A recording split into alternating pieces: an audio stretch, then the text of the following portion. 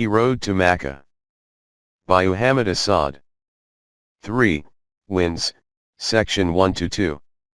1. We ride, 2 men on 2 dromedaries, and the morning glides past us. It is strange, very strange, Zaid's voice breaks through the silence. What is strange, Zaid? Is it not strange, oh my uncle, that only a few days ago we were going to Tama and now our camels' heads point toward Mecca? I am sure thou didst not know it thyself before that night. Thou art wayward like a Badawi. Like myself. Was it a jinn, oh my uncle, who gave me that sudden decision, 4 years ago, to go to thee at Mecca, and gave thee now thy decision to go to Mecca? Are we letting ourselves be thus blown around by the winds because we do not know what we want? No, Zaid, thou and I, we allow ourselves to be blown by the winds because we do know what we want, our hearts know it, even if our thoughts are sometimes slow to follow, but in the end they do catch up with our hearts and then we think we have made a decision. Perhaps my heart knew it even on that day 10 years ago, when I stood on the planks of the ship that was bearing me on my first journey to the Near East, southward through the Black Sea, through the opaqueness of a white, rimless, foggy night, through a foggy morning, toward the Bosporus. The sea was leaden, sometimes foam sprayed over the deck, the pounding of the engines was like the beat of a heart. I stood at the rail, looking out into the pale opaqueness. If you had asked me what I was thinking then, or what expectations I was carrying with me into this first venture to the east, I would hardly have been able to give a clear answer. Curiosity, perhaps, but it was a curiosity which did not take itself very seriously because it seemed to aim at things of no great importance. The fog of my uneasiness, which seemed to find something related in the welling fog over the sea, was not directed toward foreign lands and the people of coming days. The images of a near future, the strange cities and appearances, the foreign clothes and manners which were to reveal themselves so soon to my eyes hardly occupied my thoughts. I regarded this journey as something accidental and took it, as it were, in my stride, as a pleasing but nevertheless not too important interlude. At that moment my thoughts were perturbed and distracted by what I took to be a preoccupation with my past. The past? Did I have any? I was 22 years old. But my generation, the generation of those who had been born at the turn of the century, had lived perhaps more quickly than any other before it, and to me it seemed as if I were looking back into a long expanse of time. All the difficulties and adventures of those years stood before my eyes, all those longings and attempts and disappointments, and the women, and my first assaults on life. Those endless nights under stars, when one did not quite know what one wanted and walked with a friend through the empty streets, speaking of ultimate things, quite forgetting how empty the pockets were and how insecure the coming day. A happy discontent which only youth can feel, and the desire to change the world and to build it anew. How should community be shaped so that men could live rightly and in fullness? How should their relationships be arranged so that they might break through the loneliness which surrounded every man, and truly live in communion? What is good, and what evil? What is destiny?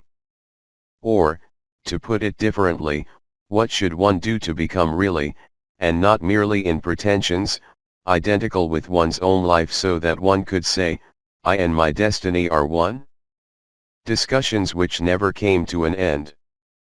The literary cafes of Vienna and Berlin, with their interminable arguments about form, style and expression, about the meaning of political freedom, about the meeting of man and woman. Hunger for understanding, and sometimes for food as well. And the nights spent in passions without restraint. A disheveled bed at dawn, when the excitement of the night was ebbing, and slowly became grey and rigid and desolate, but when the morning came one had forgotten the ashes of the dawn and walked again with swinging steps and felt the earth tremble joyfully under one's feet. The excitement of a new book or a new face. Searching, and finding half replies, and those very rare moments when the world seemed suddenly, for seconds, to stand still, illumined by the flash of an understanding that promised to reveal something that had never been touched before, an answer to all the questions. They had been strange years, those early 20s in Central Europe. The general atmosphere of social and moral insecurity had given rise to a desperate hopefulness which expressed itself in daring experiments in music, painting and the theater, as well as in groping, often revolutionary inquiries into the morphology of culture, but hand in hand with this forced optimism went a spiritual emptiness, a vague, cynical relativism born out of increasing hopelessness with regard to the future of man. In spite of my youth, it had not remained hidden from me that after the catastrophe of the Great War things were no longer right in the broken up, discontented, emotionally tense, and high-pitched European world. Its real deity, I saw, was no longer of a spiritual kind, it was comfort. No doubt there were still many individuals who felt and thought in religious terms and made the most desperate efforts to reconcile their moral beliefs with the spirit of their civilization, but they were only exceptions. The average European, whether Democrat or Communist, manual worker or intellectual, seemed to know only one positive faith. The worship of material progress, the belief that there could be no other goal in life than to make that very life continually easier or, as the current expression went, independent of nature. The temples of that faith were the gigantic factories, cinemas, chemical laboratories, dance halls, hydroelectric works, and its priests were the bankers, engineers, politicians, film stars, statisticians, captains of industry, record airmen, and commissars. Ethical frustration was evident in the all-round lack of agreement about the meaning of good and evil and in the submission of all social and economic issues to the rule of expediency, that painted lady of the streets, willing to give herself to anybody, at any time, whenever she is invoked. The insatiable craving after power and pleasure had, of necessity, led to the breakup of Western society into hostile groups armed to the teeth and determined to destroy each other whenever and wherever their respective interests clashed. And on the cultural side, the outcome was the creation of a human type whose morality appeared to be confined to the question of practical utility alone, and whose highest criterion of right and wrong was material success. I saw how confused and unhappy our life had become, how little there was of real communion between man and man despite all the strident, almost hysterical, insistence on community and nation, how far we had strayed from our instincts, and how narrow, how musty our souls had become. I saw all this, but somehow it never seriously occurred to me, as it never seems to have occurred to any of the people around me, that an answer, or at least partial answers, to these perplexities might perhaps be gained from other than Europe's own cultural experiences. Europe was the beginning and the end of all our thinking, and even my discovery of Lao Tse, at the age of 17 or so, had not altered my outlook in this respect. It was a real discovery. I had never before heard of Lao Tse and had not the slightest inkling of his philosophy when one day I chanced upon a German translation of the Tao Te Ching lying on the counter of a Viennese bookshop. The strange name and title made me mildly curious. Opening the book at random, I glanced at one of its short, aphoristic sections, and felt a sudden thrill, like a stab of happiness, which made me forget my surroundings and kept me rooted where I stood. Spellbound, with the book in my hands, for in it I saw human life in all its serenity, free of all cleavages and conflicts, rising up in that quiet gladness which is always open to the human heart whenever it cares to avail itself of its own freedom. This was truth, I knew it, a truth that had always been true, although we had forgotten it, and now I recognized it with the joy with which one returns to one's long-lost home.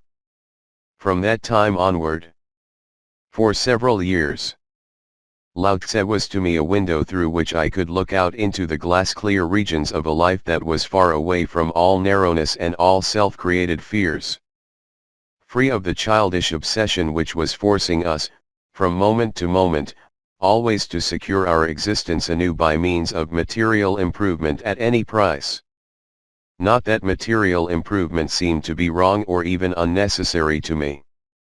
On the contrary, I continued to regard it as good and necessary, but at the same time I was convinced that it could never achieve its end, to increase the sum total of human happiness, unless it were accompanied by a reorientation of our spiritual attitude and a new faith in absolute values.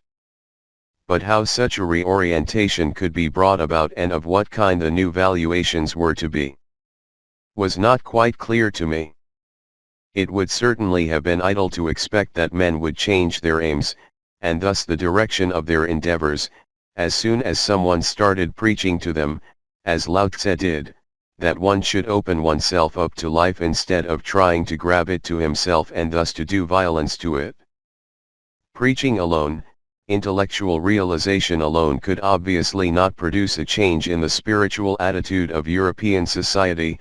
A new faith of the heart was needed, a burning surrender to values which tolerated no ifs and buts, but whence to gain such a faith?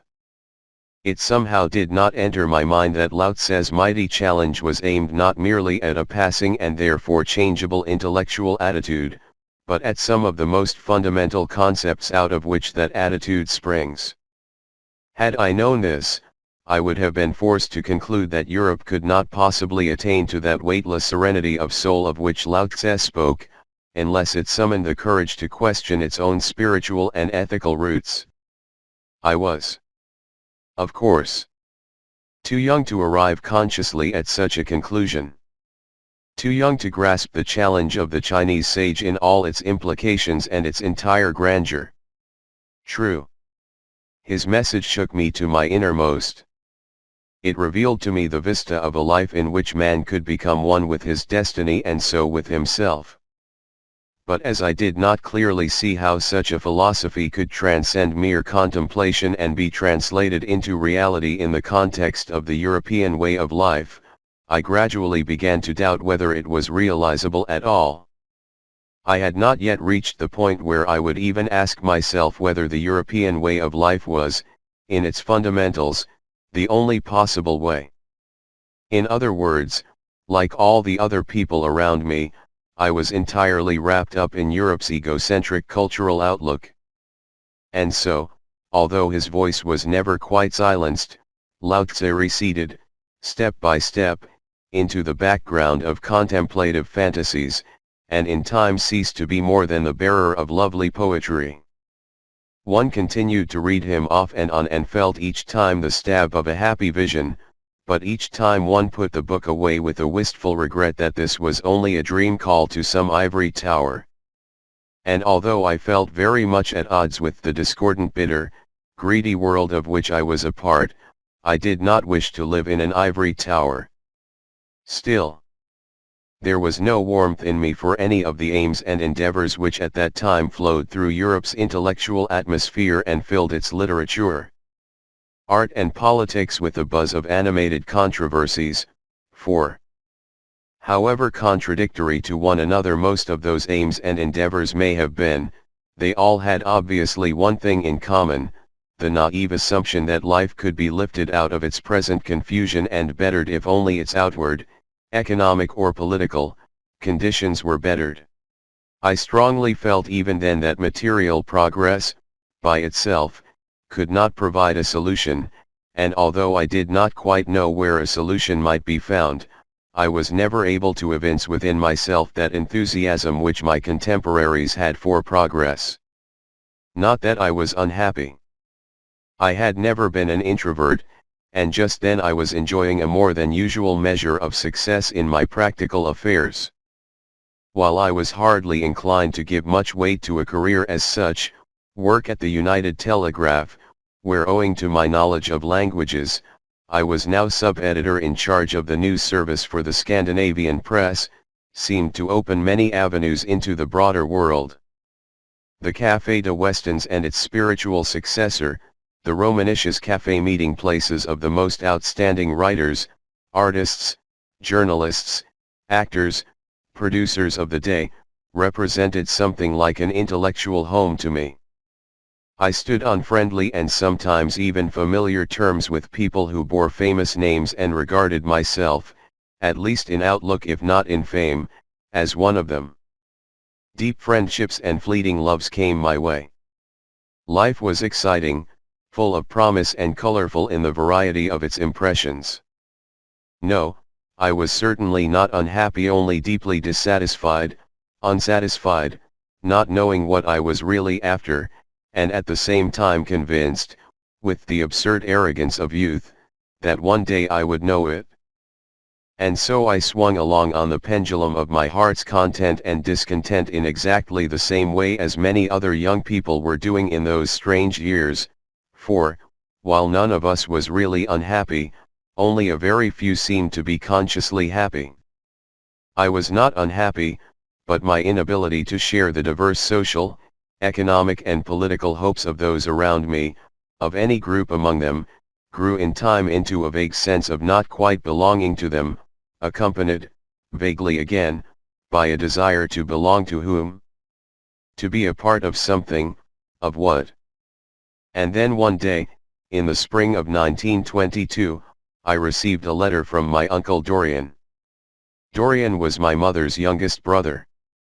Our relationship had always been rather that of friends than of uncle and nephew. He was a psychiatrist, one of the early pupils of Freud, and at that time headed a mental hospital in Jerusalem. As he was not a Zionist himself and did not particularly sympathize with the aims of Zionism, nor, for that matter, was attracted to the Arabs, he felt lonely and isolated in a world which had nothing to offer him but work and income.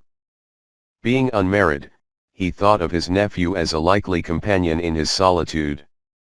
In his letter he referred to those exciting days in Vienna when he had guided me into the new world of psychoanalysis, and he concluded, "Why don't you come and stay some months with me here? I will pay for your journey coming and going, you will be free to return to Berlin whenever you like. And while you are here, you will be living in a delightful old Arab stone house which is cool in summer, and damned cold in winter.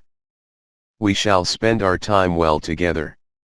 I have plenty of books here, and when you get tired of observing the quaint scenery around you, you can read as much as you want." I made up my mind with the promptness that has always characterized my major decisions. Next morning I informed Dr. Dammert at the United Telegraph that important business considerations forced me to go to the Near East, and that I would therefore have to quit the agency within a week.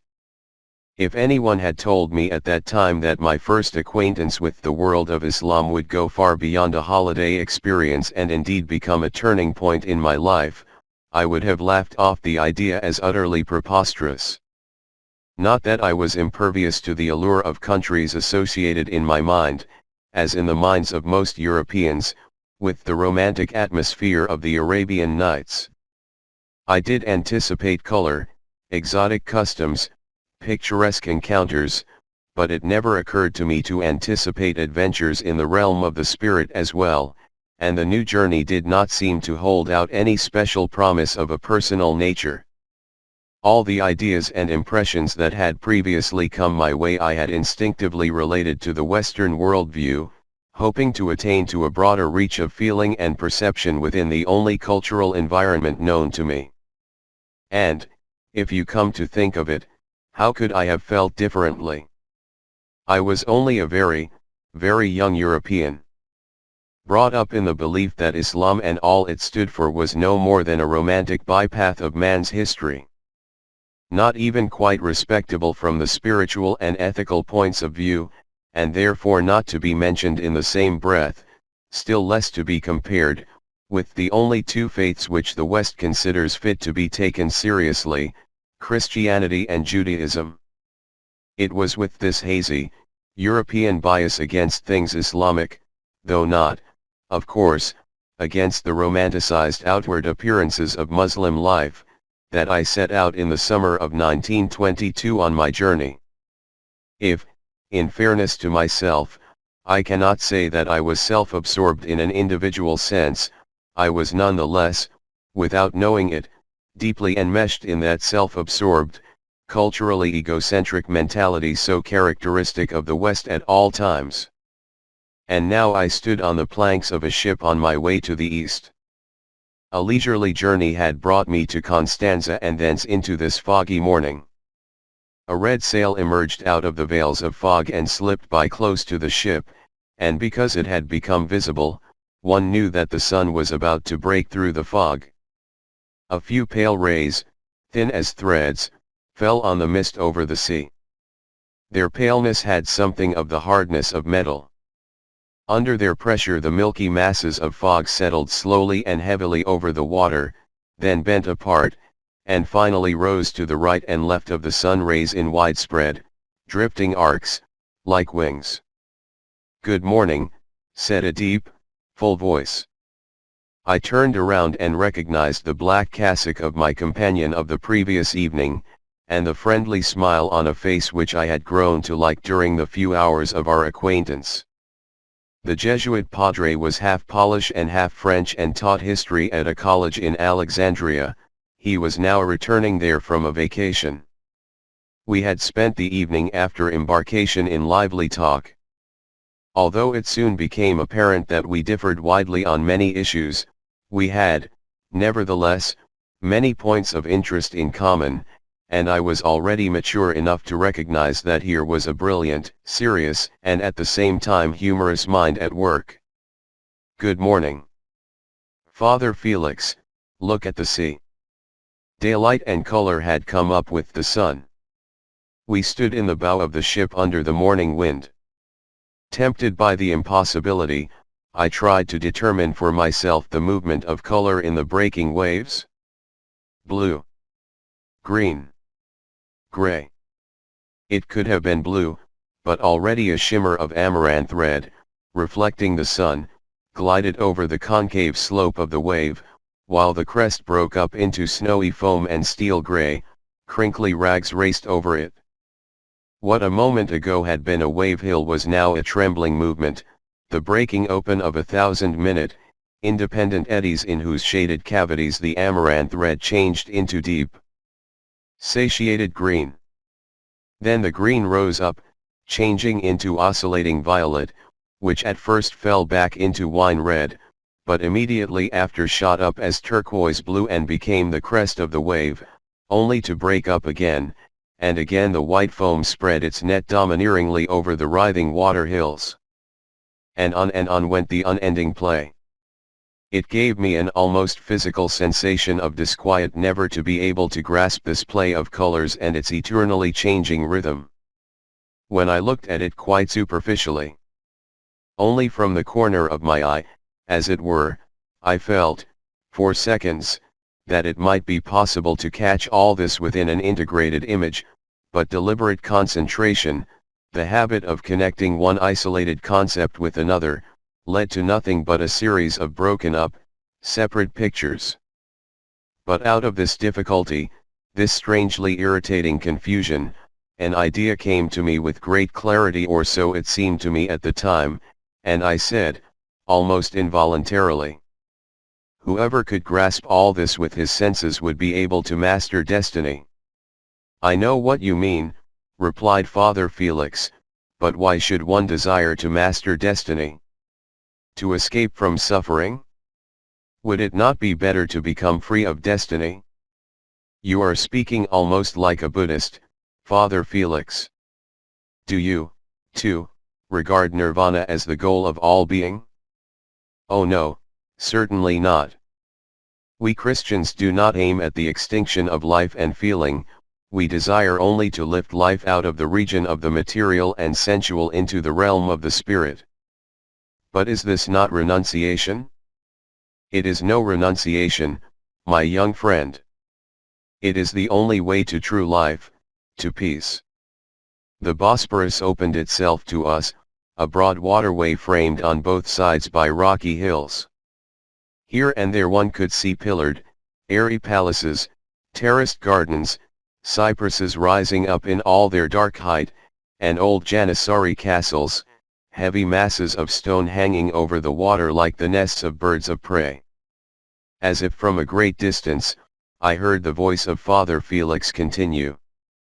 You see, the deepest symbol of longing, all people's longing, is the symbol of paradise. You find it in all religions, always in different imageries, but the meaning is always the same, namely the desire to be free from destiny. The people of paradise had no destiny. They acquired it only after they succumbed to the temptation of the flesh and thus fell into what we call original sin, the stumbling of the spirit over the hindering urges of the body, which are indeed only the animal remnants within man's nature. The essential, the humanly divine part of man is his soul alone. The soul strives toward light, which is spirit, but because of the original sin its way is hampered by obstacles arising from the material, non-divine composition of the body and its urges. What the Christian teaching aims at is, therefore, man's freeing himself from the non-essential, ephemeral, carnal aspects of his life and returning to his spiritual heritage. The ancient, twin-towered fortress of Rumailai Hisar appeared. One of its crenellated walls sloped down almost to the water's edge. On the shore, within the semicircle formed by the fortress walls, lay dreaming a little Turkish cemetery with broken-down tombstones. It may be so, Father Felix. But I feel, and this is the feeling of many people of my generation, I feel that there is something wrong in making a distinction between the essential and the non-essential in the structure of man, and in separating spirit and flesh. In short, I cannot agree with your denying all righteousness to physical urges, to the flesh, to earthbound destiny. My desire goes elsewhere. I dream of a form of life, though I must confess I do not see it clearly as yet, in which the entire man, spirit and flesh, would strive after a deeper and deeper fulfillment of his self, in which the spirit and the senses would not be enemies to one another, and in which man could achieve unity within himself and with the meaning of his destiny, so that on the summit of his days he could say, I am my destiny. That was the Hellenic dream, replied Father Felix, and where did it lead? First to the Orphic and Dionysian mysteries, then to Plato and Plotinus. And so, again, to the inevitable realization that spirit and flesh are opposed to one another. To make the spirit free from the domination of the flesh. This is the meaning of Christian salvation, the meaning of our belief in the Lord's self-sacrifice on the cross. Here, he interrupted himself and turned to me with a twinkle. Oh, I am not always a missionary. Pardon me if I speak to you of my faith, which is not yours. But I have none, I assured him. Yes, said Father Felix, I know, the lack of faith, or rather the inability to believe, is the central illness of our time. You, like so many others, are living in an illusion which is thousands of years old, the illusion that intellect alone can give a direction to man's striving. But the intellect cannot reach spiritual knowledge by itself because it is too much absorbed in the achievement of material goals. It is faith, and faith alone, that can release us from such an absorption. Faith? I asked. You again bring in this word. There is one thing I can't understand. You say it is impossible to attain through intellect alone to knowledge and to a righteous life. Faith is needed, you say. I agree with you entirely. But how does one achieve faith if one has none? Is there a way to it, I mean, a way open to our will? My dear friend, will alone is not enough. The way is only opened by God's grace. But it is always open to him who prays from the innermost of his heart for enlightenment. To pray. But when one is able to do this, Father Felix, one already has faith. You choose to lead me around in a circle, for if a man prays, he must already be convinced of the existence of him to whom he prays. How did he come to this conviction? Through his intellect? Would not this amount to admitting that faith can be found through the intellect? And apart from that, can grace mean anything to somebody who has never had an experience of this kind? The priest shrugged his shoulders, regretfully. It seemed to me, if one has not been able to experience God by himself, one should allow himself to be guided by the experiences of others who have experienced him. A few days later we landed at Alexandria, and the same afternoon I went on to Palestine. The train swept straight as an arrow through the afternoon and the soft, humid delta landscape. Nile canals, shaded by the sails of many barges, crossed our path. Small towns, dust-gray clusters of houses and lighter minarets, came and went. Villages consisting of box-shaped mud huts swept past. Harvested cotton fields. Sprouting sugar-cane fields. Abundantly overgrown palms over a village mosque. Water buffaloes, black, heavy-limbed, now going home without guide from the muddy pools in which they had been wallowing during the day. In the distance, men in long garments, they seemed to float, so light and clear was the air under the high, blue sky of glass.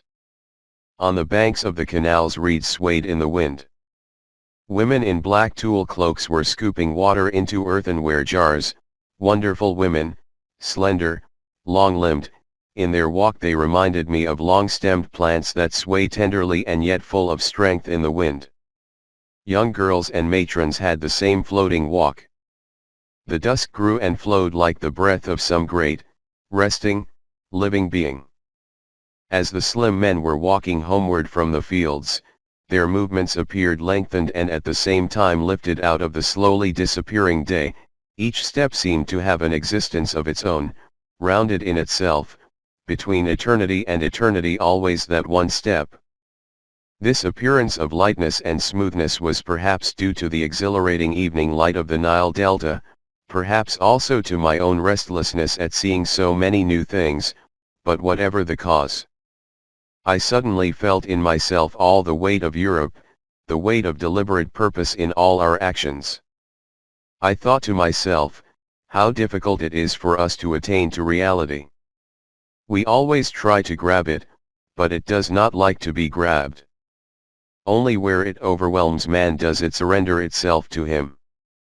The step of the Egyptian field laborers, already lost in distance and darkness, continued to swing in my mind like a hymn of all high things. We reached the Suez Canal, made a turn at a right angle, and glided for a while toward the north along the grey-black bank. It was like a drawn-out melody, this long line of the canal at night.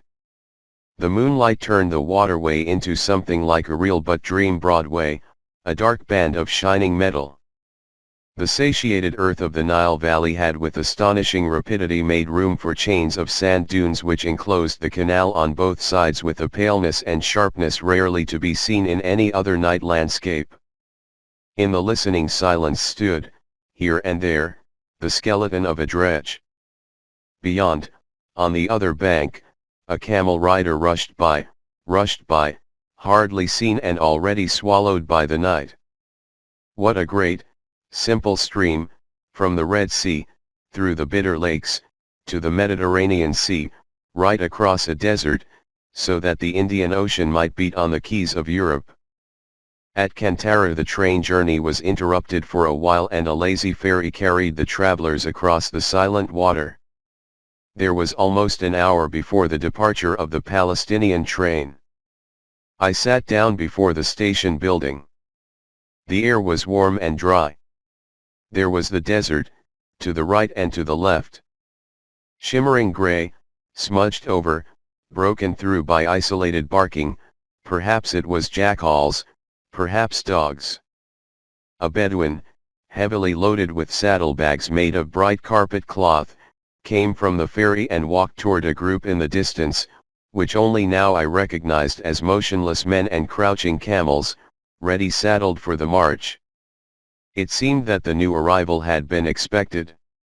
He threw his saddlebags over one of the animals. A few words were exchanged. All the men mounted and, at the same moment, the camels rose, first on their hind legs, then on their forelegs. The riders rocked forward and backward, then they rode away with soft, swishing sounds, and for a while you could follow the light-colored, swaying bodies of the animals and the wide, brown and white striped Bedouin cloaks. A railway workman strolled toward me. He wore a blue overall and seemed to be lamé. He lit his cigarette from mine, then asked me, in broken French, "You are going to Jerusalem?" And when I said yes, he continued, "For the first time." I nodded. He was about to go on, then turned back and said, "Did you see over there the big caravan from the Sinai desert?" "No." "Then come along, let us visit them. You have time." The soles of our shoes crunched in the sand as we walked through the silent emptiness up a narrow, well-trodden path which led into the dunes. A dog barked in the darkness. As we went on, stumbling over low thorn bushes, voices reached my ears, confused, muffled, as of many people, and the sharp and nevertheless soft smell of many resting animal bodies mingled with the dry desert air. Suddenly, just as you might see in a city, during a foggy night, the shimmer of an as yet invisible lamp glows up from behind a street corner and make only the fog shine, a narrow streak of light appeared from down below, as if from underground, and climbed steeply into the dark air. It was the shine of a fire, coming from a deep gorge between two sand dunes, so thickly covered with thorn bushes that one could not see its bottom. I could now clearly hear men's voices, but the speakers were still invisible. I heard the breathing of camels, and how they rubbed against one another in the narrow space. A big, black human shadow fell over the light, ran up the opposite slope and down again. After a few more steps I could see it all, a great circle of crouching camels with heaps of pack saddles and bags here and there, and among them the figures of men. The animal smell was sweet and heavy like wine. Sometimes one of the camels moved its body, which was smudged out of its shape by the darkness around it, lifted its neck and drew in the night air with a snorting sound, as if sighing, and thus, I heard for the first time the sighing of camels. A sheep bleated softly, a dog growled, and everywhere outside the gorge the night was black and starless. It was already late, I had to get back to the station. But I walked very slowly, down the path by which we had come, dazed and strangely shaken, as if by a mysterious experience which had caught hold of a corner of my heart and would not let me go. The train carried me through the Sinai desert. I was exhausted, sleepless from the cold of the desert night and the rocking of the train over rails resting on loose sand. Opposite me sat a Bedouin in a voluminous brown abaya. He also was freezing and had wrapped his face in his headcloth. He sat cross-legged on the bench, and on his knees lay a curved sword in a scabbard ornamented with silver. It was nearly morning. You could almost recognize the outlines of the dunes outside, and the cactus bushes. I can still remember how the dawn broke, gray-black, painting shapes, slowly drawing outlines, and how it gradually lifted the sand dunes out of the darkness and built them into harmonious masses. In the growing half-light, a group of tents appeared and rushed by, and near them, silver-gray, like fog curtains in the wind, fishing nets spread vertically between poles for drying fishing nets in the desert, blowing in the morning wind, dream veils, transparent, unreal, between night and day. To the right was the desert, to the left the sea. On the shore a lonely camel rider, perhaps he had been riding all night, now he seemed to be asleep, slumped in the saddle, and they both rocked, man and camel, in a common rhythm. Again black Bedouin tents. Already there were women outside with earthenware jars on their heads, ready to go to the well. Out of the half-light that grew into light a diaphanous world was emerging, moved by invisible pulses, a wonder of all that is simple and can never end. The sun struck out over the sand with broader and broader rays, and the grayness of dawn burst into an orange-golden firework. We sped on through the oasis of Al Arish, through colonnaded cathedrals of palms with 1,000 pointed arches of palm fronds and a brown-green lattice work of light and shade. I saw a woman with a fill jar on her head coming from the well and going slowly up a path under the palms. She wore a red and blue dress with a long train and was like a high lady from a legend. The palm orchards of Al Arish disappeared as suddenly as they had come. We were now traveling through shell-colored light. Outside, behind the shaking window panes, a stillness such as I never had thought possible. All forms and movements were devoid of a yesterday and foot tomorrow, they were simply there, in a heady uniqueness. Delicate sand, built up by the wind into soft hillocks that glowed pale orange under the sun. Like very old parchment, only softer, less brittle in their breaks and curves, swinging in sharp, decisive violin strokes on the summits, infinitely tender in the flanks, with translucent watercolor shadows, purple and lilac and rusty pink, in the shallow dips and hollows. Opalescent clouds, cactus bushes here and there, and sometimes long-stemmed, hard grasses. Once or twice I saw spare, barefooted Bedouins and a camel caravan loaded with palm fronds which they were carrying from somewhere to somewhere. I felt enwrapped by the great landscape. Several times we stopped at small stations, usually no more than a few barracks of timber and tin. Brown, tattered boys ran around with baskets and offered figs, hard-boiled eggs and fresh, flat loaves of bread for sale. The Bedouin opposite me rose slowly, unwound his headcloth and opened the window. His face was thin, brown, sharply drawn, one of those hawk faces which always look intently ahead. He bought a piece of cake, turned around and was about to sit down, when his eye fell on me. And, without a word, he broke his cake in two and offered me half. When he saw my hesitation and astonishment, he smiled, and I saw that the tender smile fitted his face as well as the intentness of a moment ago, and said a word which I could not understand then but now know was tafadal, grant me the favor. I took the cake and thanked him with a nod. Another traveler, he wore, with the exception of his red fez, European clothes, and may have been a small trader, intervened as translator. In halting English, he said, "He say, you traveler, he traveler, your way and his way is together." When I now think of this little occurrence, it seems to me that all my later love for the Arab character must have been influenced by it. For in the gesture of this Bedouin, who, over all barriers of strangeness, sensed a friend in an accidental traveling companion and broke bread with him, I must already have felt the breath and the step of a humanity free of burden. After a short while came old Gaza, like a castle of mud, living its forgotten life on a sand hill between cactus walls. My Bedouin collected his saddlebags, saluted me with a grave smile and a nod, and left the carriage, sweeping the dust behind him with the long train of his cloak. Two other Bedouins stood outside on the platform and greeted him with a handshake and a kiss on both cheeks. The English-speaking trader put his hand on my arm. "Come along, still quarter-hour time." Beyond the station building a caravan was encamped. They were, my companion informed me, Bedouins from northern Hijaz.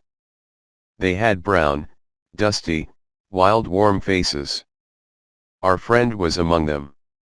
He appeared to be a person of some account, for they stood in a loose semicircle around him and answered his questions. The trader spoke to them, and they turned toward us, friendly, and, I thought, somewhat superciliously, considering our urban existence. An atmosphere of freedom surrounded them, and I felt a strong desire to understand their lives. The air was dry, vibrating, and seemed to penetrate the body. It loosened all stiffness, disentangled all thoughts and made them lazy and still. There was a quality of timelessness in it which made all things seen and heard and smelled assume distinct values in their own right. It began to dawn on me that people who come from the environment of the desert must sense life in a way quite different from that of people in all other regions.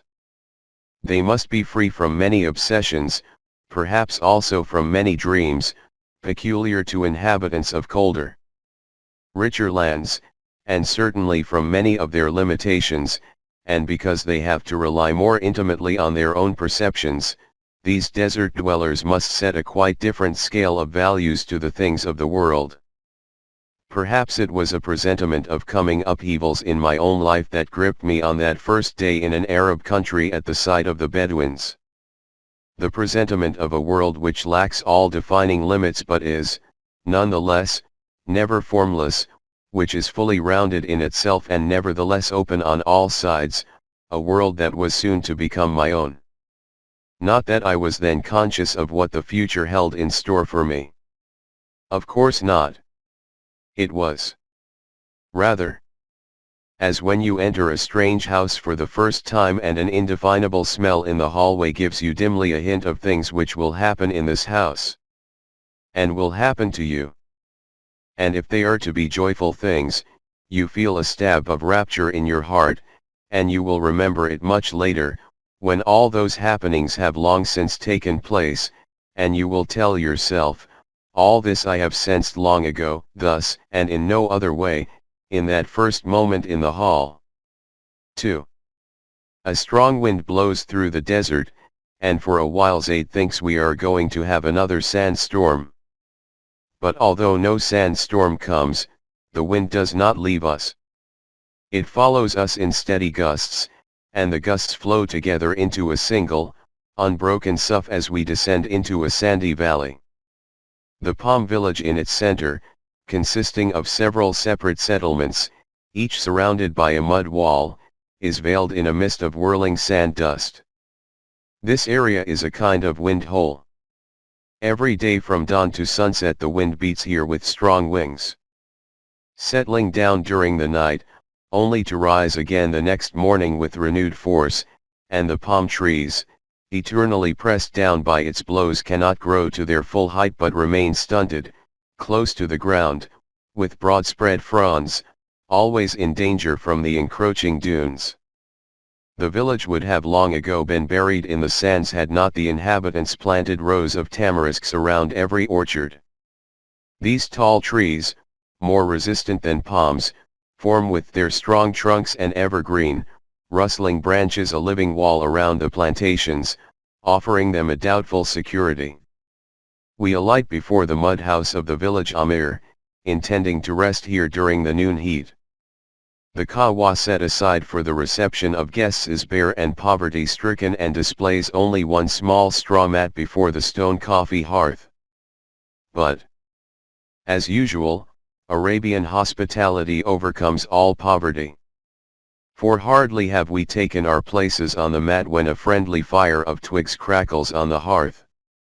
The ringing sound of the brass mortar in which freshly roasted coffee beans are being pounded gives a livable character to the room, and a mighty platter piled with light brown dates meets the hunger of the travelers. Our host, a small, lean old man with rheumy, squinting eyes, clad only in a cotton tunic and a headcloth, invites us to partake of this fare. May God give you life, this house is your house, eat in the name of God. This is all we have, and he makes an apologetic gesture with his hand, a single movement in which the whole weight of his fate is expressed with that artless power of evocation so peculiar to people who live close to their instincts, but the dates are not bad. Eat, O wayfarers, of what we can offer you. The dates are really among the best I have ever eaten, and the host is obviously pleased by our hunger which he can satisfy. And he goes on. The wind, it makes our life hard, but that is God's will. The wind destroys our plantations. We must always struggle to keep them from being covered by sand. It has not always been thus. In earlier times there was not so much wind here, and the village was big and rich. Now it has grown small, many of our young men are going away, for not everyone can bear such a life. The sands are closing in on us day by day. Soon there will be no room left for the palms. This wind. But we do not complain. As you know, the prophet, may God bless him, told us, God says, revile not destiny, for, behold I am destiny. I must have started, for the old man stops speaking and looks at me attentively, and, as if comprehending why I started, he smiles with almost a woman's smile, strange to see in that tired, worn-out face, and repeats softly, as if to himself, behold, I am destiny, and in the nod with which he accompanies his words lies a proud, silent acceptance of his own place in life, and never have I seen, even in happy people, a yes to reality expressed with so much quiet and sureness. With a wide, vague, almost sensual turn of his arm he describes a circle in the air, a circle which encompasses everything that belongs to this life. The poor, dusky room, the wind and its eternal roar, the relentless advance of the sands, longing for happiness, and resignation to what cannot be changed. The platter full of dates, the struggling orchards behind their shield of tamarisks. The fire on the hearth, a young woman's laughter somewhere in the courtyard beyond, and in all these things and in the gesture that has brought them out and together I seem to hear the song of a strong spirit which knows no barriers of circumstance and is at peace with itself. I am carried back to a time long past, to that autumn day in Jerusalem 10 years ago, when another poor old man spoke to me of surrender to God, which alone can cause one to be at peace with Him and so with one's own destiny. During that autumn I was living in my uncle Dorian's house just inside the old city of Jerusalem. It rained almost every day and, not being able to go out much, I often sat at the window which overlooked a large yard behind the house. This yard belonged to an old Arab who was called Haji because he had performed the pilgrimage to Mecca. He rented out donkeys for riding and carrying and thus made the yard a kind of caravanserai. Every morning, shortly before dawn, loads of vegetables and fruits were brought there on camels from the surrounding villages and sent out on donkeys into the narrow bazaar streets of the town. In daytime the heavy bodies of the camels could be seen resting on the ground. Men were always noisily attending to them and to the donkeys, unless they were forced to take refuge in the stables from the streaming rain. They were poor, ragged men, those camel and donkey drivers, but they behaved like great lords. When they sat together at meals on the ground and ate flat loaves of wheat bread with a little bit of cheese or a few olives, I could not but admire the nobility and ease of their bearing and their inner quiet. You could see that they had respect for themselves and the everyday things of their lives. The Haji, hobbling around on a stick, for he suffered from arthritis and had swollen knees, was a kind of chieftain among them. They appeared to obey him without question.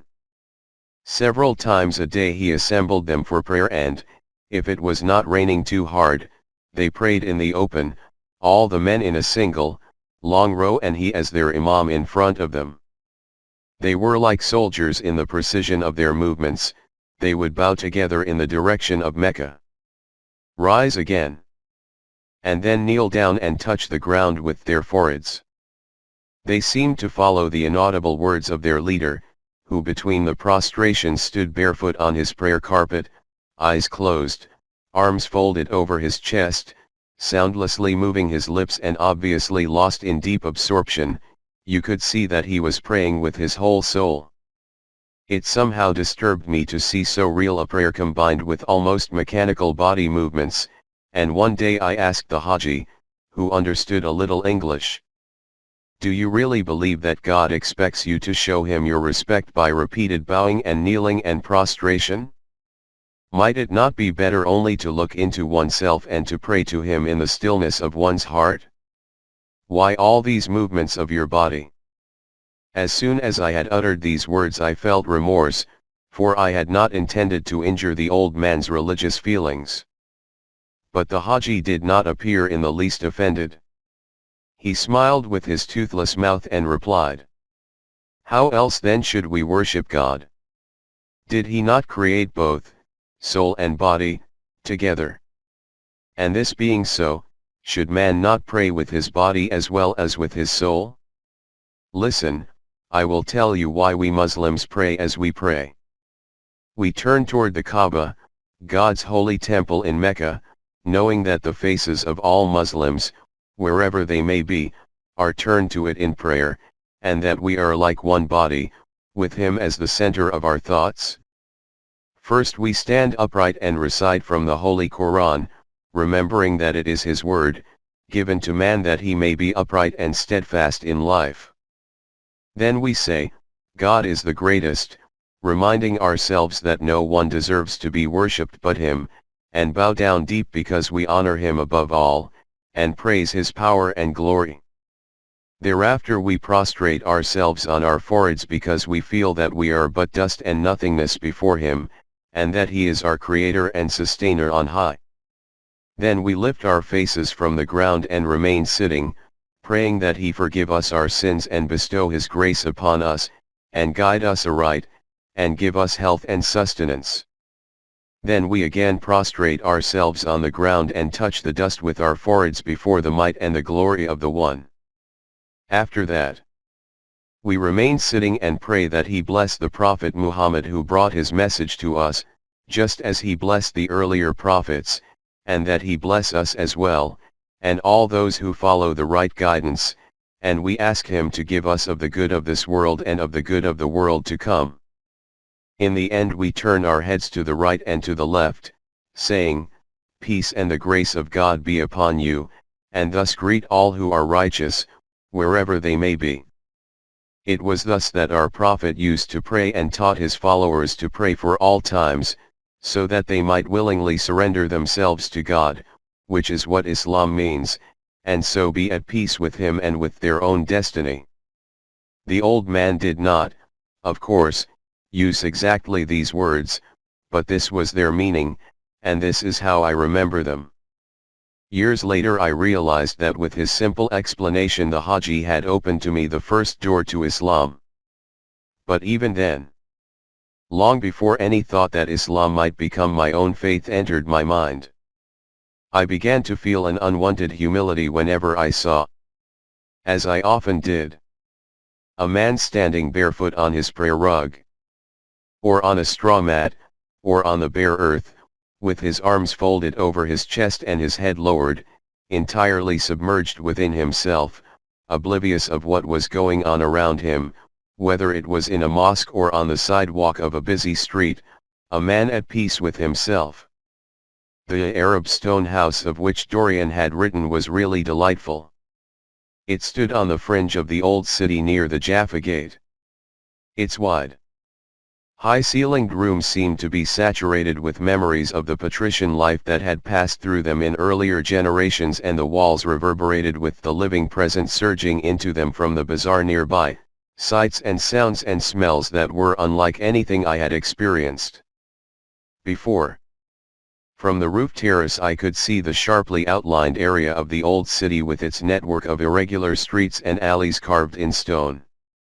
At the other end, seemingly near in its mighty expanse, was the site of Solomon's temple, the Al-Aqsa Mosque, the most sacred after those of Mecca and Medina, stood on its farthest rim, and the dome of the rock in the center. Beyond it, the old city walls fell off toward the valley of Kidron, and beyond the valley grew softly rounded, barren hills, their slopes thinly spotted with olive trees. Toward the east there was a little more fertility, and you could see there a garden sloping down toward the road, dark green, hedged in by walls, the Garden of Gethsemane. From its midst shone between olive trees and cypresses the golden, onion-shaped domes of the Russian church. Like an oscillating brew from an alchemist's retort, clear and nevertheless full of 1,000 undefinable colors, beyond words, beyond even the grasp of thought, thus you could see from the Mount of Olives the valley of the Jordan and the Dead Sea. Wavy hills and wavy hills. Outlined. Breath-like, against an opalescent air, with the deep blue streak of the Jordan and the rounding of the Dead Sea beyond, and still farther beyond, another world in itself, the dusky hills of Moab, a landscape of such an incredible, multiform beauty that your heart trembled with excitement. Jerusalem was an entirely new world to me. There were historic memories seeping from every corner of the ancient city, streets that had heard Isaiah preach. Cobblestones over which Christ had walked, walls that had been old when the heavy step of Roman legionaries echoed from them, arches over doorways that bore inscriptions of Saladin's time. There was the deep blue of the skies, which might not have been unfamiliar to someone who knew other Mediterranean countries, but to me, who had grown up in a far less friendly climate, this blueness was like a call and a promise. The houses and streets seemed to be covered with a tender, oscillating glaze, the people were full of spontaneous movement and grand of gesture. The people, that is, the Arabs, for it was they who from the very beginning impressed themselves on my consciousness as the people of the land, people who had grown out of its soil and its history and were one with the surrounding air. Their garments were colorful and of a biblical sweep of drapery. And each of them, fellah or Bedouin, for you could often see Bedouins who came to town to buy or sell their goods, wore them in a manner quite his own, ever so slightly different from the others, as if he had invented a personal fashion on the spur of the moment. In front of Dorian's house, at a distance of perhaps 40 yards, rose the steep, time-worn walls of David's castle, which was part of the ramparts of the old city, a typical medieval Arab citadel, probably erected on Herodian foundations, with a slim watchtower like a minaret. Although it has no direct connection with King David. The Jews have always called it after him because here, on Mount Zion, the old royal palace is said to have stood. On the old city side there was a low, broad tower, through which the gateway went, and a bridge of stone arched across the old moat to the gate. That arched bridge was apparently a customary place of rendezvous for Bedouins when they had occasion to come into the city. One day I noticed a tail Bedouin standing there without motion, silhouetted against the silver-gray sky like a figure from an old legend. His face, with sharp cheekbones framed in a short, red-brown beard, bore an expression of deep gravity. It was somber, as if he expected something and yet did not feel expectant. His wide, brown and white striped cloak was worn and tattered, and the fanciful idea came to me, I do not know why, that it had been worn out in many months of danger and flight. Was he, perhaps, one of that handful of warriors who had accompanied young David on his flight from the dark jealousy of Saul, his king? Perhaps David was asleep just now, hiding somewhere in a cave in the Judean hills, and this man here, this faithful and brave friend, had stealthily come with a companion into the royal city to find out how Saul felt about their leader and whether it was safe for him to return. And now this friend of David was waiting here for his comrade, full of dark forebodings. It was not good news that they would bring David. Suddenly the Bedouin moved, started walking down the ramp, and my dream fantasy broke. And then I remembered with a start, this man was an Arab, while those others, those figures of the Bible, were Hebrews. But my astonishment was only of a moment's duration. For all at once I knew, with that clarity which sometimes bursts within us like lightning and lights up the world for the length of a heartbeat, That David and David's time, like Abraham and Abraham's time, were closer to their Arabian roots, and so to the Bedouin of today, than to the Jew of today, who claims to be their descendant. I often sat on the stone balustrade below the Jaffa Gate and watched the throng of people going into or coming out of the old city. Here they rubbed against each other, jostled one another, Arab and Jew, all possible variations of both. There were the strong-boned fellahin with their white or brown headcloths or orange-colored turbans.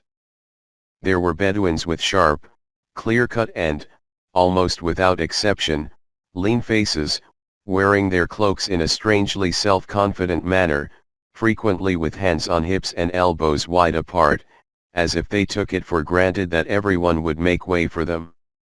There were peasant women in black or blue calico dresses embroidered in white across the bosom, often carrying baskets on their heads and moving with a supple, easy grace. Seen from behind, many a woman of 60 could be taken for a young girl. Their eyes also seemed to remain clear and untouched by age, unless they happened to be affected by trachoma, that evil Egyptian eye disease which is the curse of all countries east of the Mediterranean. And there were the Jews. Indigenous Jews. Wearing a tarbush and a wide, voluminous cloak. In their facial type strongly resembling the Arabs. Jews from Poland and Russia, who seemed to carry with them so much of the smallness and narrowness of their past lives in Europe that it was surprising to think they claimed to be of the same stock as the proud Jew from Morocco or Tunisia in his white burnous. But although the European Jews were so obviously out of all harmony with the picture that surrounded them, it was they who set the tone of Jewish life and politics and thus seemed to be responsible for the almost visible friction between Jews and Arabs. What did the average European know of the Arabs in those days? Practically nothing.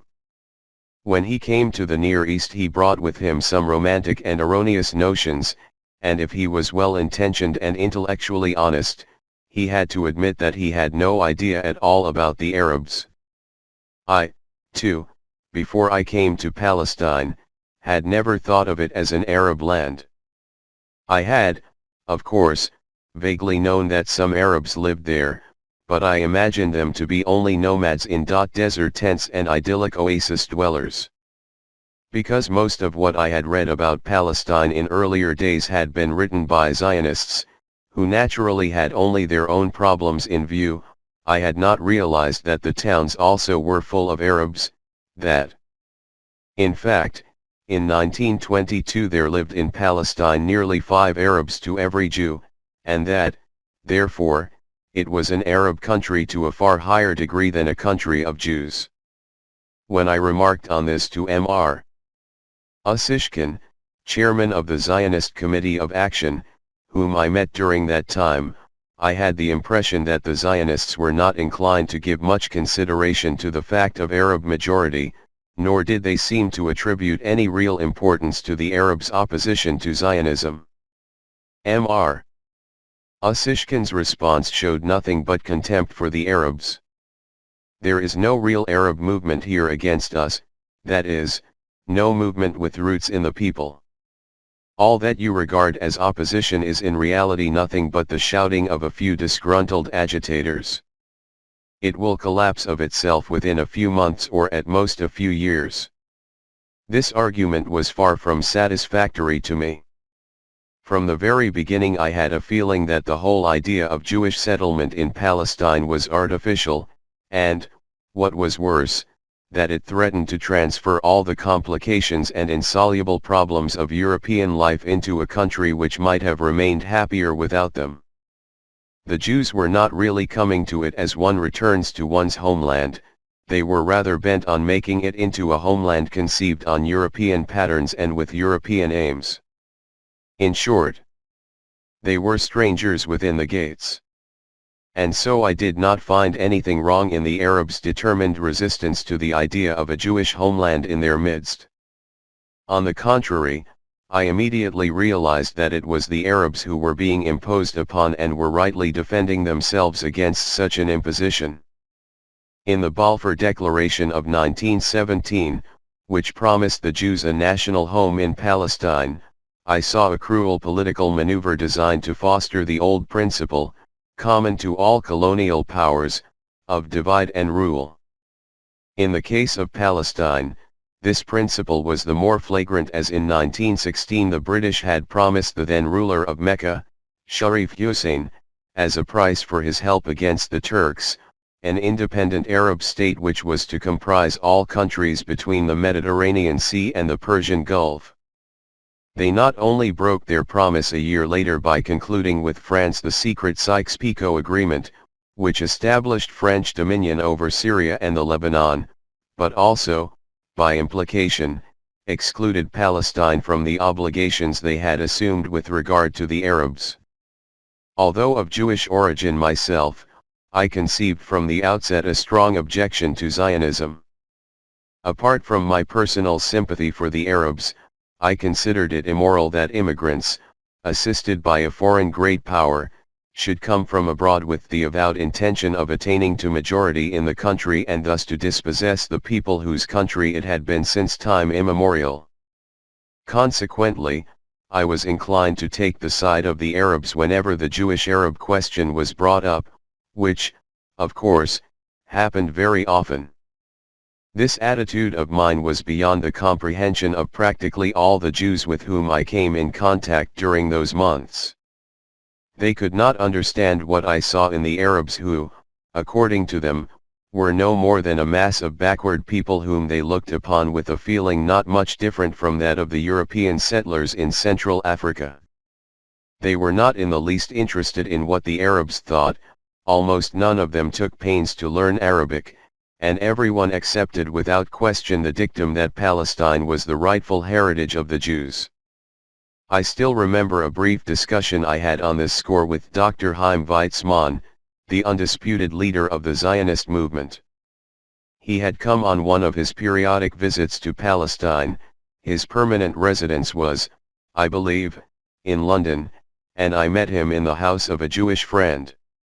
One could not but be impressed by the boundless energy of this man, an energy that manifested itself even in his bodily movements. In the long, springy stride with which he paced up and down the room, and by the power of intellect revealed in the broad forehead and the penetrating glance of his eyes. He was talking of the financial difficulties which were besetting the dream of a Jewish national home, and the insufficient response to this dream among people abroad, and I had the disturbing impression that even he, like most of the other Zionists, was inclined to transfer the moral responsibility for all that was happening in Palestine to the outside world. This impelled me to break through the deferential hush with which all the other people present were listening to him, and to ask, "And what about the Arabs?" I must have committed a faux pas by thus bringing a jarring note into the conversation, for Dr. Weizmann turned his face slowly toward me, put down the cup he had been holding in his hand, and repeated my question. "What about the Arabs?" "Well, how can you ever hope to make Palestine your homeland in the face of the vehement opposition of the Arabs who, after all, are in the majority in this country?" The Zionist leader shrugged his shoulders and answered drily, "We expect they won't be in a majority after a few years." "Perhaps so. You have been dealing with this problem for years and must know the situation better than I do. But quite apart from the political difficulties which Arab opposition may or may not put in your way, does the moral aspect of the question ever bother you? Don't you think that it is wrong on your part to displace the people who have always lived in this country?"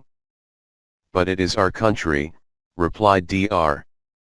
Weizmann, raising his eyebrows. "We are doing no more than taking back what we have been wrongly deprived of. But you have been away from Palestine for nearly 2,000 years.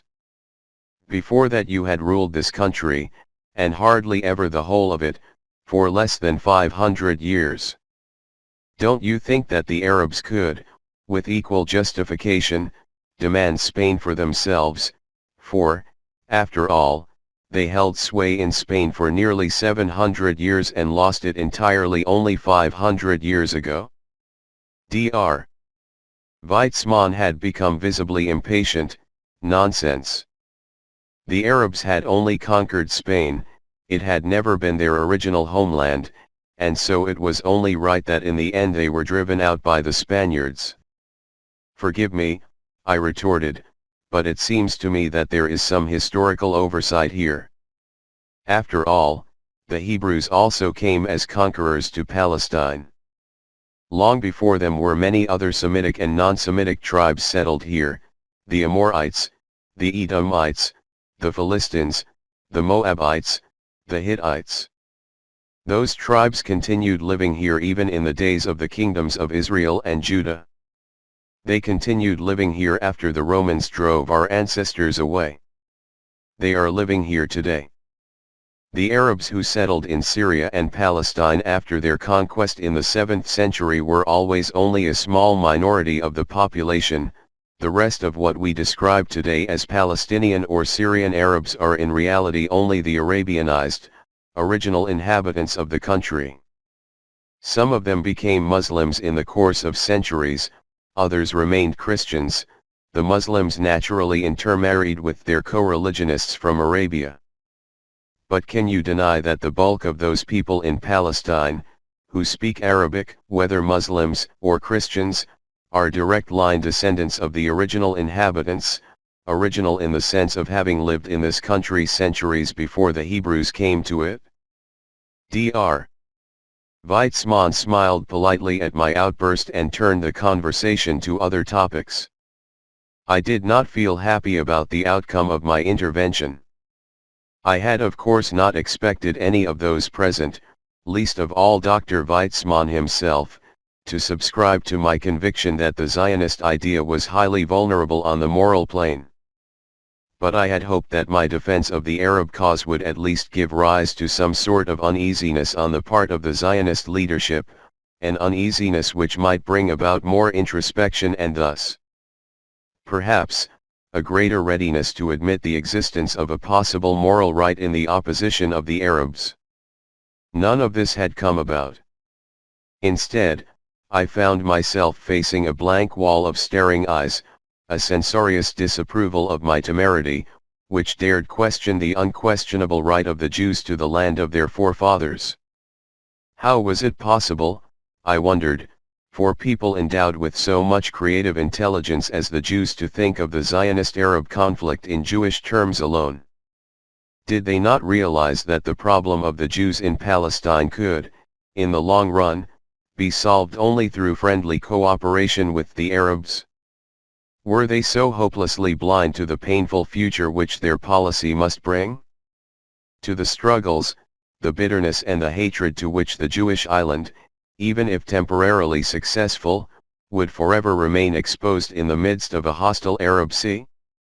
And how strange, I thought, that a nation which had suffered so many wrongs in the course of its long and sorrowful diaspora was now, in single-minded pursuit of its own goal, ready to inflict a grievous wrong on another nation, and a nation, too, that was innocent of all that past Jewish suffering.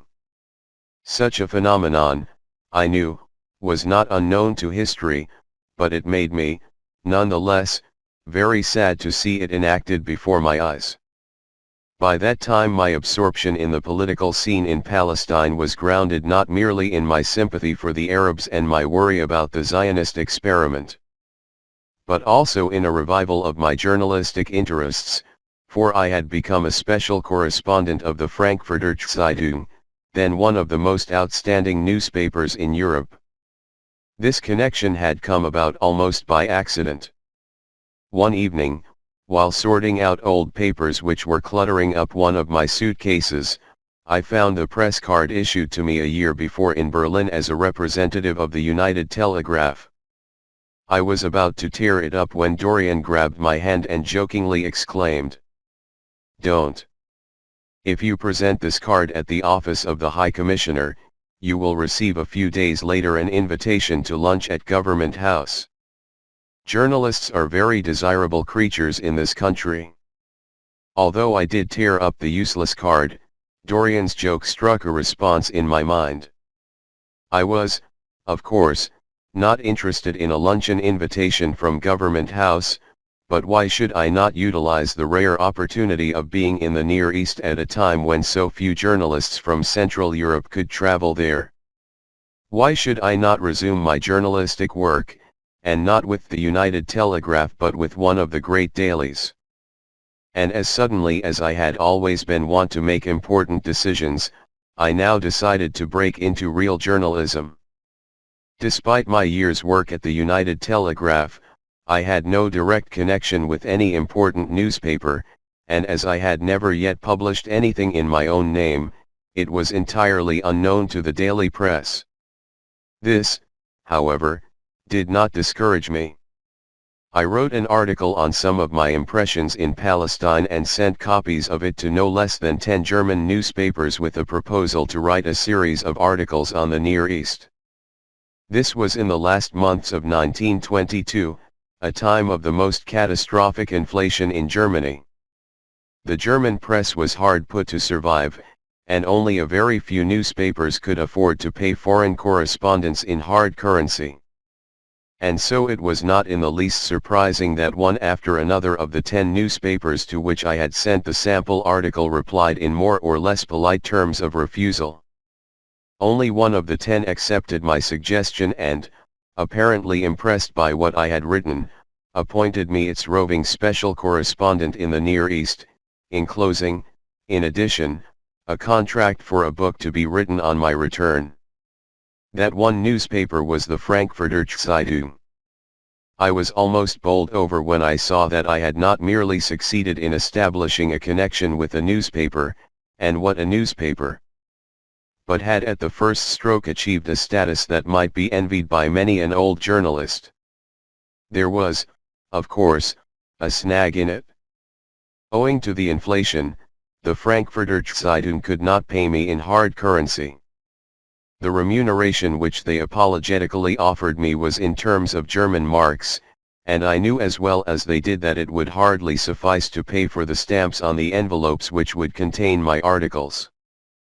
But to be special correspondent of the Frankfurter Zeitung was a distinction that by far outweighed the temporary handicap of not being paid for it. I began to write articles on Palestine, hoping that sooner or later some lucky twist of fortune would enable me to travel all over the Near East.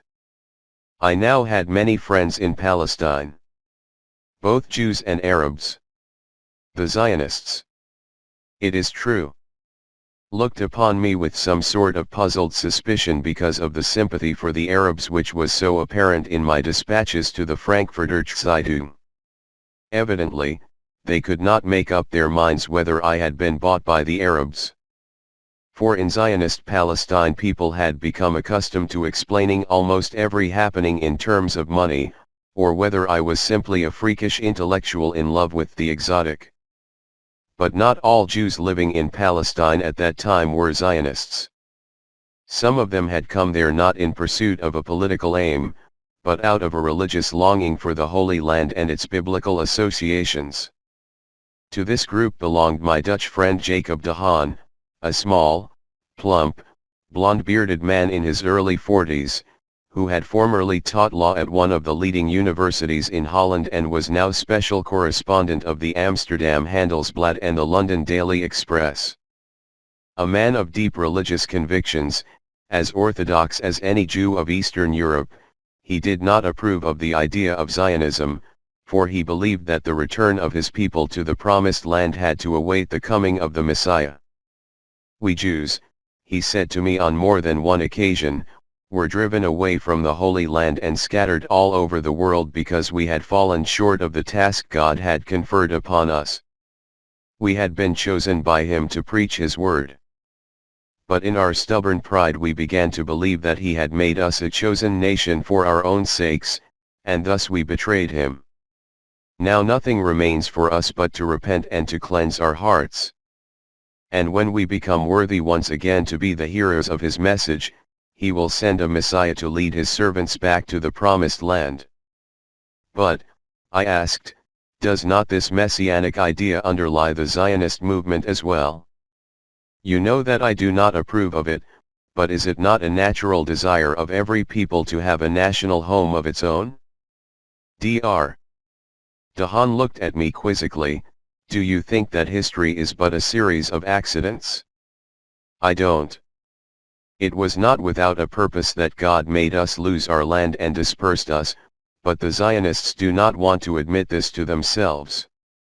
They suffer from the same spiritual blindness that caused our downfall. The 2,000 years of Jewish exile and unhappiness have taught them nothing. Instead of making an attempt to understand the innermost causes of our unhappiness, they now try to circumvent it, as it were, by building a national home on foundations provided by Western power politics, and in the process of building a national home, they are committing the crime of depriving another people of its home.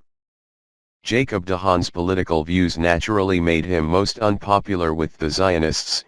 Indeed, a short time after I left Palestine, I was shocked to learn that he had been shot down one night by terrorists. When I knew him, his social intercourse was limited to a very few Jews of his own way of thought, some Europeans and Arabs. For the Arabs he seemed to have a great affection, and they, on their part, thought highly of him and frequently invited him to their houses. As a matter of fact, at that period they were not yet universally prejudiced against Jews as such. It was only subsequent to the Balfour Declaration, that is, after centuries of good neighborly relations and a consciousness of racial kinship, that the Arabs had begun to look upon the Jews as political enemies. But even in the changed circumstances of the early 20s, they still clearly differentiated between Zionists and Jews who were friendly toward them like Dr. Dahan. Those fateful months of my first sojourn among the Arabs set in motion a whole train of impressions and reflections. Some inarticulate hopes of a personal nature demanded to be admitted to my consciousness. I had come face to face with a life sense that was entirely new to me. A warm, human breath seemed to flow out of these people's blood into their thoughts and gestures, with none of those painful cleavages of the spirit, those phantoms of fear, greed and inhibition that made European life so ugly and of so little promise. In the Arabs I began to find something I had always unwittingly been looking for, an emotional lightness of approach to all questions of life, a supreme common sense of feeling, if one might call it so. In time it became most important to me to grasp the spirit of these Muslim people, not because their religion attracted me, for at that time I knew very little about it, but because I recognized in them that organic coherence of the mind and the senses which we Europeans had lost. Might it not be possible, perhaps, by better understanding the life of the Arabs to discover the hidden link between our Western suffering, the corroding lack of inner integration, and the roots of that suffering? To find out, perhaps, what it was that had made us Westerners run away from that solemn freedom of life which the Arabs seemed to possess, even in their social and political decay, and which we also must have possessed at some earlier time. Or else how could we have produced the great art of our past?